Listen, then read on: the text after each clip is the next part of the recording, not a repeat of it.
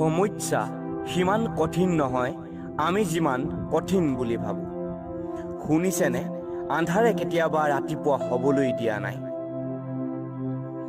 যদি আপুনি শিকিবলৈ প্ৰস্তুত নহয় তেনেহ'লে আপোনাক কোনেও সহায় নকৰে, কিন্তু আপুনি যদি শিকিবলৈ প্ৰস্তুত তেনেহ'লে আপোনাক কোনেও ৰখাব নোৱাৰে।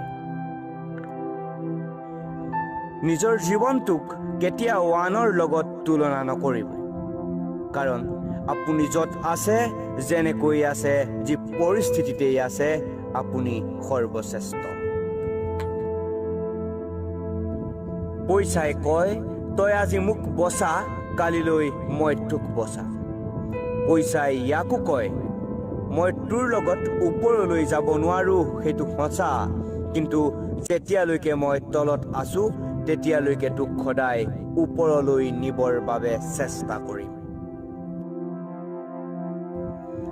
মা দেউতা হ'ব পাৰে অশিক্ষিত, কিন্তু শিক্ষা আৰু সংস্কাৰ দিবৰ বাবে তেওঁলোকৰ ওচৰত যিমান শক্তি আছে পৃথিৱীৰ আন কাৰো ওচৰত নাই। বহুত শক্তিশালী হৈ পৰে সেইসকল ব্যক্তি যিসকল মনৰ ভিতৰৰ পৰা ভাগি পৰে। ভগৱানে কয়, তই শোৱাৰ আগত সকলোকে ক্ষমা কৰি দে, আৰু মই তোক তই শুই উঠাৰ আগত ক্ষমা কৰি দিম। জীৱনটো হৈছে এখন সুন্দৰ কিতাপ, যিখন কিতাপৰ বহু হাজাৰ পৃষ্ঠাৰ পঢ়িবলৈ আপোনাৰ এতিয়াও বাকী আছে। জীৱনটো জীয়াই থকাৰ দুটা পদ্ধতি আছে। যিটো পছন্দ সেইটোক নিজৰ কৰক, নতুবা লগত যিখিনি আছে সেইখিনিক পছন্দ কৰিবলৈ শিকক। নিজৰ ভিতৰত থকা সুখখিনি বিচাৰি পোৱা ইমান সহজ নহয়, আৰু আন ক'ৰবাত সুখ বিচৰা সম্ভৱ নহয়।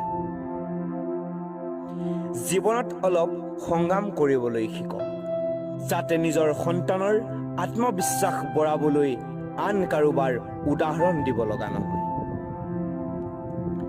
গোটেই পৃথিৱীয়ে ক'ব তোৰ দ্বাৰাই নহ'ব, তই নোৱাৰিবি, ঠিক তেতিয়াই তোৰ নিজৰ মনটোৱে ক'ব তই আকৌ এবাৰ চেষ্টা কৰ, তই পাৰিবি। আজিলৈ ভিডিঅ'টো ইমানেই। ভিডিঅ'টো চাই আপোনালোকৰ কেনেকুৱা লাগিল মোক কমেণ্ট কৰি জনাব। যদি সঁচাকৈ ভাল লাগিল লাইক কৰিব, শ্বেয়াৰ কৰিব, আৰু শেষত প্লিজ মোৰ চেনেলটো ছাবস্ক্ৰাইব কৰিব। আকৌ এটা নতুন ভিডিঅ'ৰ সৈতে লগ পোৱাৰ প্ৰতিশ্ৰুতিৰে আজিলৈ ধন্যবাদ। জয় আই অসম।